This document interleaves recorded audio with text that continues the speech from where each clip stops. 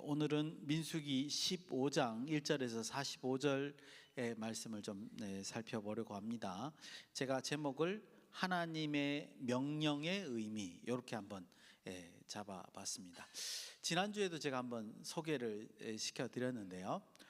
민수기 15장은 이제 13장, 14장, 그 앞에도 그렇죠. 11장부터 시작해서 계속해서 그 이스라엘의 반역의 얘기가 진행되고 있었습니다. 그러니까 14장까지 계속 이스라엘의 반역의 얘기가 나오고 있었는데 갑자기 15장에서 그 반역의 얘기가 중단이 되고 갑자기 이스라엘 백성에게 하나님께서 율법적인 명령을 하는 장면이 15장에서 이제 등장하고 있다라는 겁니다. 그리고 이제 또 문제가 뭐냐면 그러면 반역의 얘기가 끝났느냐? 그것도 아니죠. 16장, 17장이 또 반역의 이야기입니다. 그러니까 지금 이 15장의 율법적인 명령이 반역의 얘기 사이에 들어있는 거라고 말하는 게 더 적당한 표현인 거죠. 그럼 이제 우리가 이 점을 무시할 수가 없습니다. 왜 반역의 스토리 사이에 이렇게 율법적인 명령이 등장하느냐 이거죠. 그러면 이제 여러 가지 질문들이 생겨납니다. 이 율법은 새로운 건가? 그죠?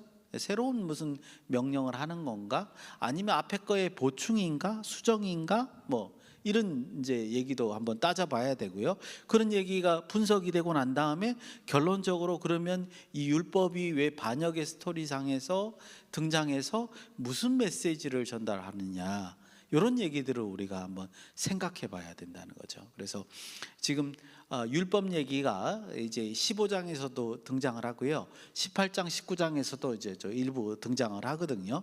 그래서 이제 그런 얘기들이 왜 등장하는지, 그리고 제가 지난번에 말씀드린 것 같이 19장까지가 광야 1세대입니다. 20장부터는 저는 이제 1절부터라고 생각을 합니다만 광야 2세대입니다. 어쨌든 뭐 많은 학자들이 적어도 14절 이후에는 광야 2세대라고 생각을 하기 때문에 그래서 이제 20장부터는 광야 2세대에 대한 얘기니까 광야 1세대에 대한 얘기에서 왜 이런 율법적인 얘기들이 등장을 하느냐 이런 것들을 우리가 좀 파악해 봐야 됩니다. 문맥상 메시지의 성격이 뭐냐 이렇게 이제 파악을 좀 해봐야 됩니다. 그리고 또 하나가 있습니다. 이 오늘 15장을 다루기 전에 또 뭐가 있냐면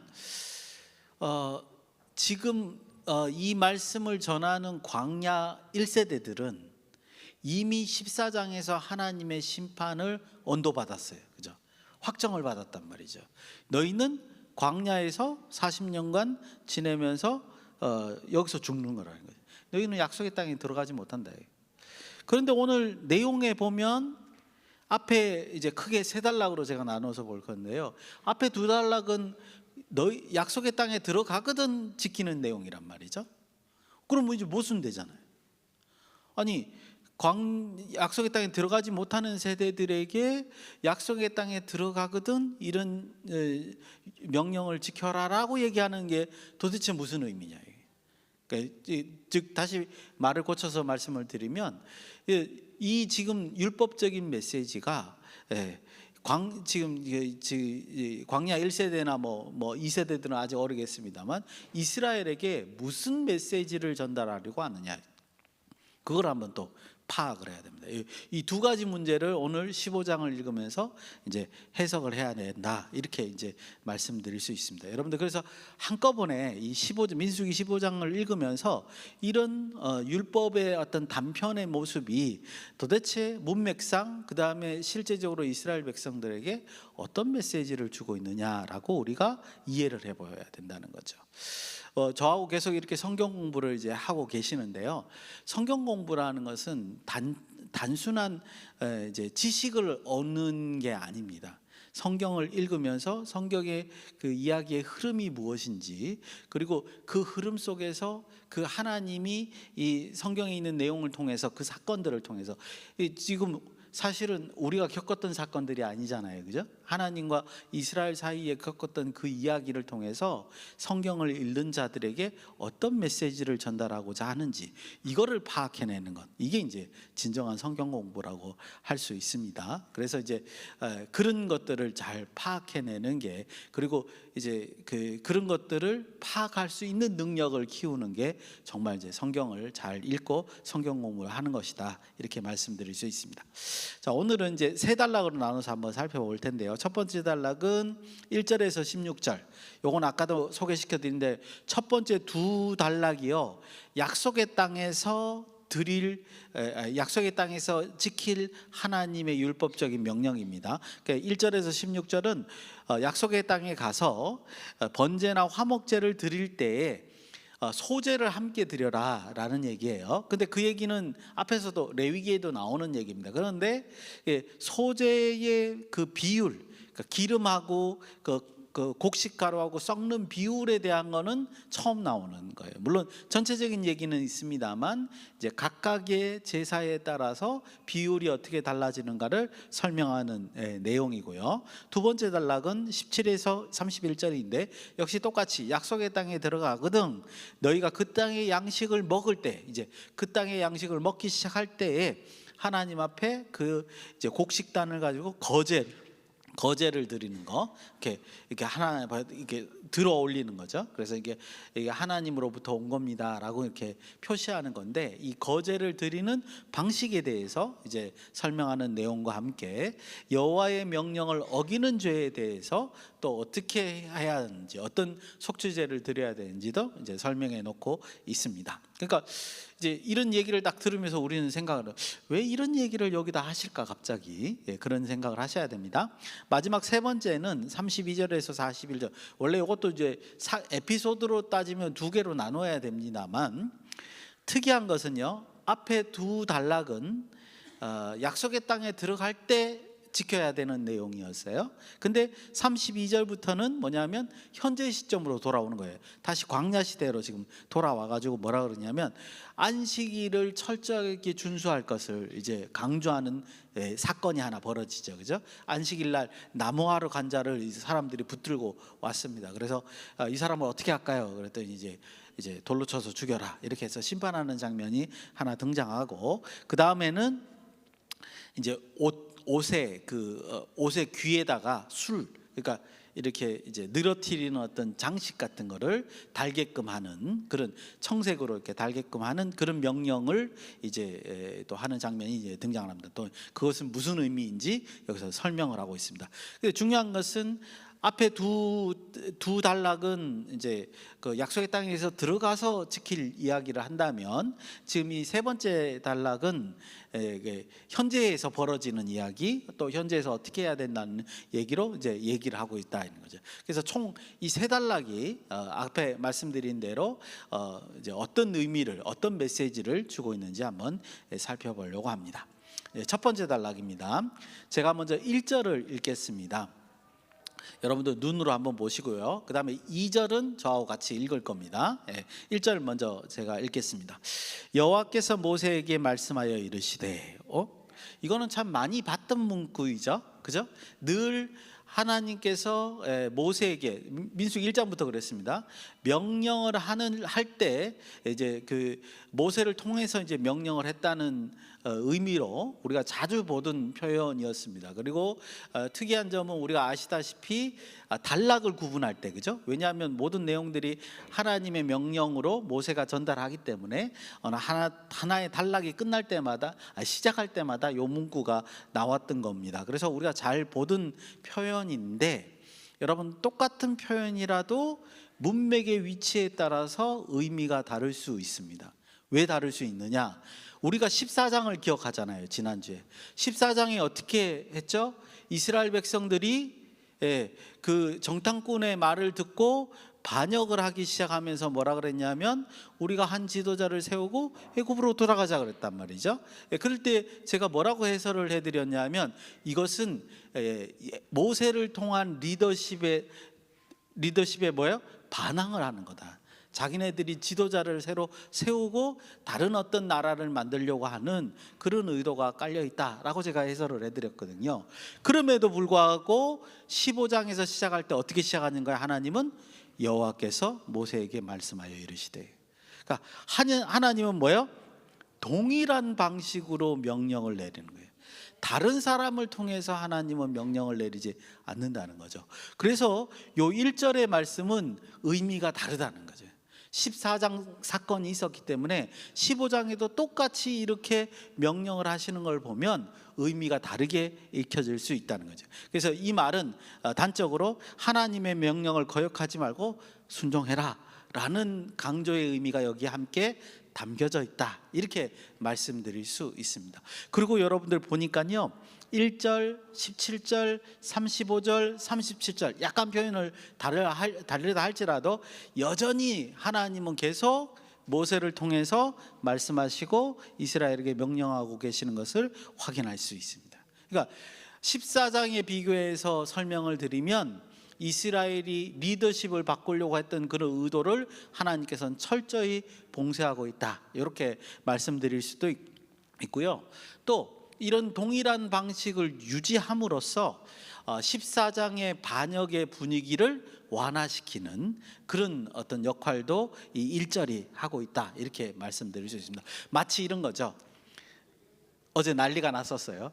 그런데 하나님께서는 아무 일 없다는 듯이, 어제 그 난리에 대해서 이미 심판까지 끝내셔놓고 아무 일도 없다는 듯이요. 어쨌든 가나안 땅, 약속의 땅은 너희가 가는 거다. 너 1세대는 심판을 받지만 2세대는 그 명령을 받아서 여전히 수행하는 거다. 마치 그렇게 말씀하시는 것 같이, 아무 일도 없던 것 같이 똑같은 방식으로 진행을 하고 계시는 걸 우리가 느낄 수 있다는 거죠. 그게 지금 1절을 우리가 다르게 읽어야 된다, 이렇게 말씀을 드릴 수 있습니다. 또 하나의 이슈가 있습니다. 그게 바로 이제 2절이죠. 2절 우리 한번 같이 읽어보겠습니다. 2절입니다. 시작. 이스라엘 자손에게 말하여 그들에게 이르라, 너희는 내가 주어 살게 할 땅에 들어가서, 이렇게 이제 되어 있습니다. 앞에서도 말씀드렸다시피 지금 20세 이상의 이 이스라엘 백성들은 다 지금 광야에서 다 누울 사람들인 거예요. 약속의 땅에 들어가지 못할 사람들인 거예요. 그런데 지금 뭐라 그러시는 거죠? 너희는 내가 주어 살게 할 땅에 들어가서, 그 다음에 3절부터 쭉 이제 어떤 지킬 내용을 설명하고 계시다, 이 말이죠. 그리고 이 얘기가 아까 또 말씀드렸던 두 번째 단락 18절에도 동일하게, 표현은 조금 다르지만 동일하게 이제 등장하고 있다는 겁니다. 그러니까 기본적으로 지금 첫 번째 단락과 두 번째 단락은 지금 이 광야에서 지키는 얘기가 아니라 약속의 땅에 들어가서 지켜야 할 내용을 지금 얘기하고 있답니다. 그러면 또 우리는 생각을 해봐야 되잖아요. 아니, 광야에서 죽을 사람들, 약속의 땅에 못 들어갈 사람들에게 왜 지금 이 얘기를 하고 계시냐, 이게. 도대체 이거는 무슨 의미로 우리가 받아들여야 되느냐라는 거죠. 1차적으로는요, 이스라엘 백성들에게 심리적 안정감을 주는 겁니다. 이게 무슨 말이냐 하면 14장에서 이스라엘 백성들, 광야 1세대들은 심판을 받았잖아요. 그러면 이 사람이 참 영악한지라 시간이 지나면서 뭐 이미 죽을 건데 더 반항하는 심리가 나올 수 있거든요. 그런데 하나님께서 지금 말씀하시는 거는 뭐예요? 동일한 얘기를 하신 거예요. 동일한, 모세를 통해서 동일하게 명령하실 뿐만 아니라 내가 너희들에게 준 임무는 여전히 동일하다. 너희의 자녀라 할지라도 너희는 약속의 땅에 들어가게 되고 그리고 하나님 백성으로 살게 될 것이다, 그 얘기를 하는 거예요.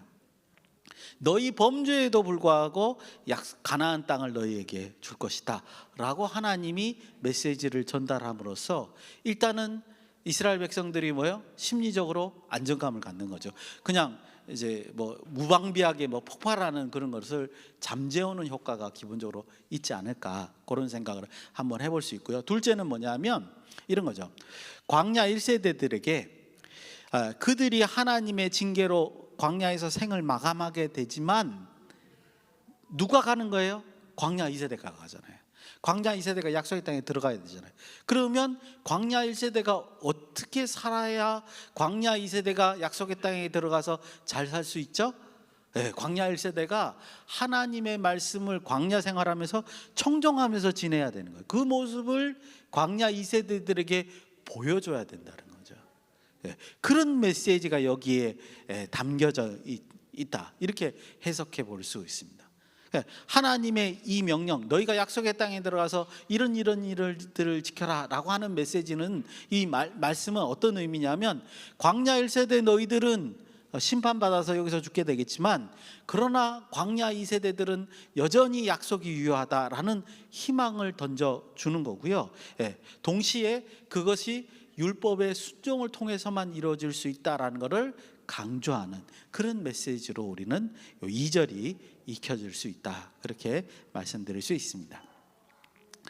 이렇게 이제 1절과 2절을 해석하고 나면 이제 중간에 있는 내용들은 이제 그 율법의 특징들만 우리가 이제 좀 이해를 해보면 될 것 같습니다.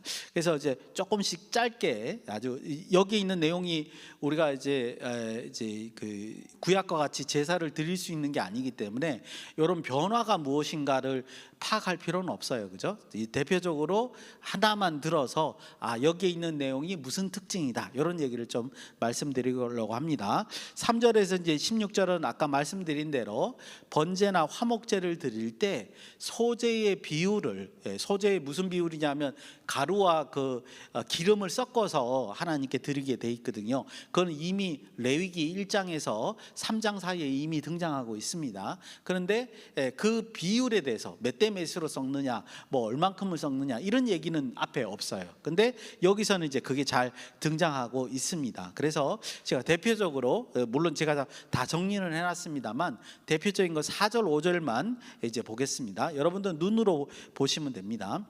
어떤 표현이 되어 있냐면요, 4절 5절에 헌물을 드리는 자는 이렇게 되어 있습니다. 하나님께 이제 제사를 드리는 자는 기본적으로 고운 가루 10분의 1, 단위가 없지만 에바일 것 같아요. 10분의 1 에바와 기름 4분의 1 흰을 섞어서 소제로 드린다라고 이렇게 표현이 되어 있습니다. 그러니까 비율이 등장하고 있죠. 앞에서도 말씀드린 것 같이 앞에 레위기에는 초점이 달라요.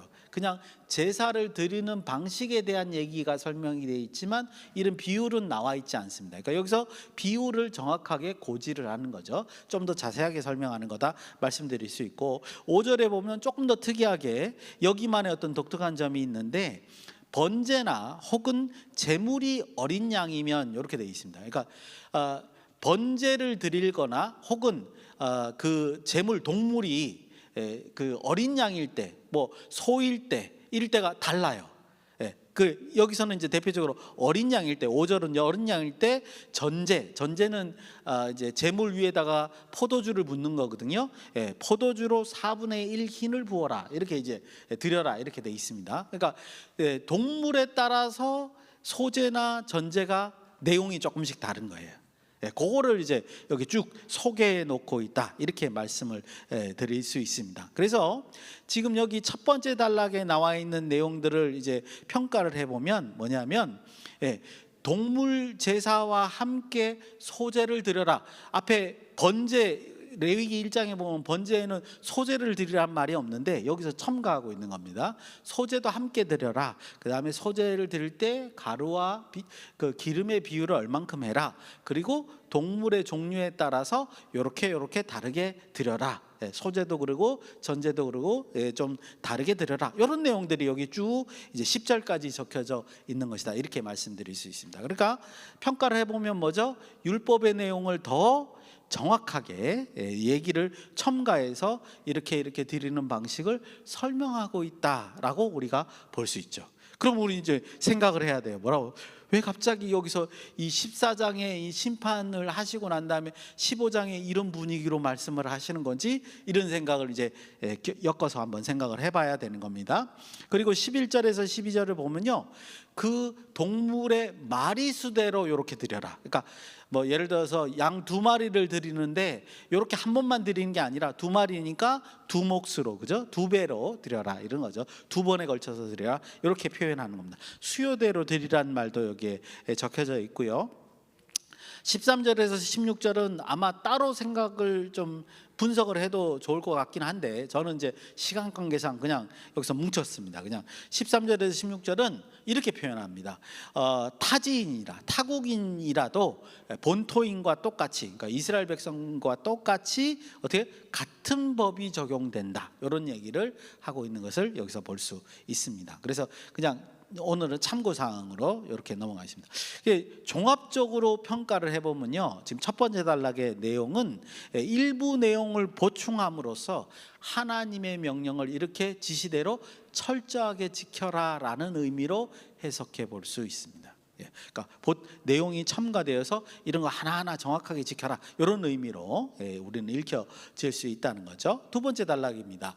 두 번째 단락은 18절에서 31절인데 내용만 다르지, 그죠? 똑같은 의미를 가지고 있습니다. 18절에 보니까 너희는 내가 인도하는 땅에 들어가거든, 이렇게 돼 있죠. 역시 약속의 땅에 들어가서 지켜야 할 내용으로 되어 있고요. 이번에 내용은 뭐냐 하면 약속의 땅에 들어가서 하나님이 너희들에게 이제 양식을 공급하게 되면 그 양식을 먹을 때에 하나님 앞에 이제 거제로 그 추수한 것을 드려라라는 그런 규례하고, 그 다음에 모세를 통해서 전해졌던 하나님의 명령을 만약에 어기는 자가 있으면 어떻게 하느냐, 그런 내용들이 여기에 이제 적혀져 있는 것을 볼 수 있습니다.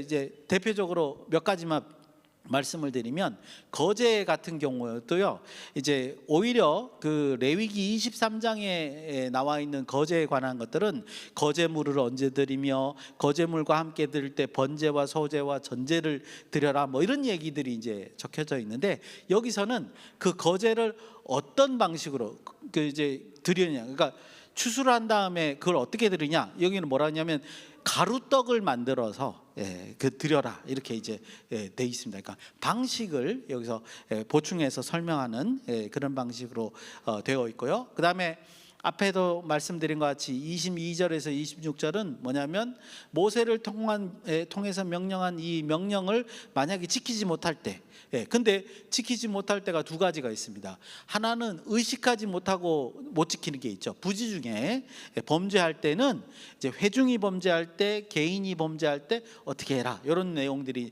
첨가가 되어 있는데, 개인은 별 차이가 없는데 회중이 범죄할 때는 약간 수정이 있습니다. 뭐 구체적으로 말씀 안 드려도 될 것 같아요.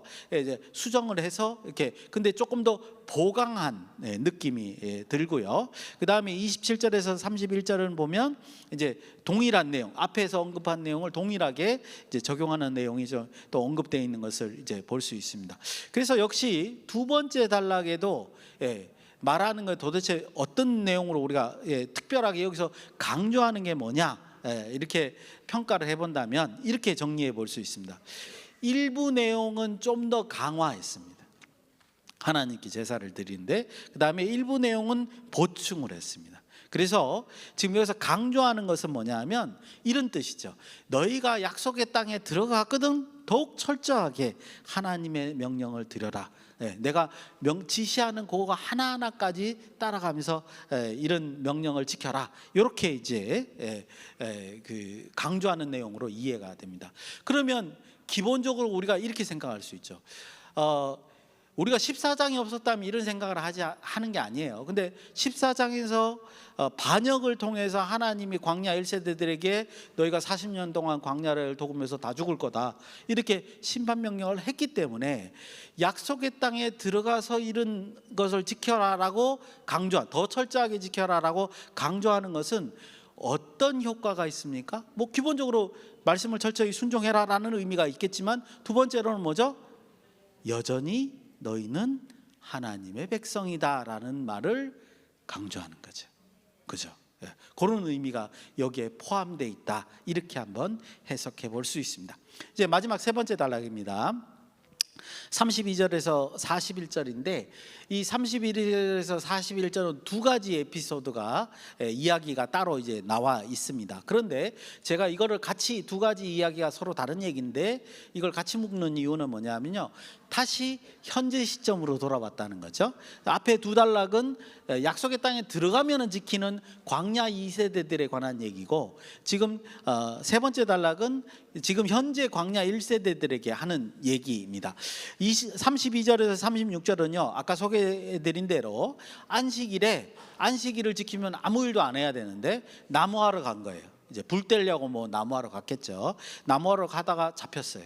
그래가지고 모세한테 데리고 와서 이 사람을 어떻게 할까요? 아니, 율법이 적힌 대로 하면 될 텐데, 그죠? 그러니까 이 사건을 왜 여기다 기록해 놨는 걸 우리가 좀 생각을 해봐야 됩니다. 나무하러 가다가 잡혀가지고 왔습니다. 어떻게 할까요? 모세가 돌로 쳐서 죽여라. 그래서 돌로 쳐서 죽이는 장면이 여기 이제 등장하고 있고요.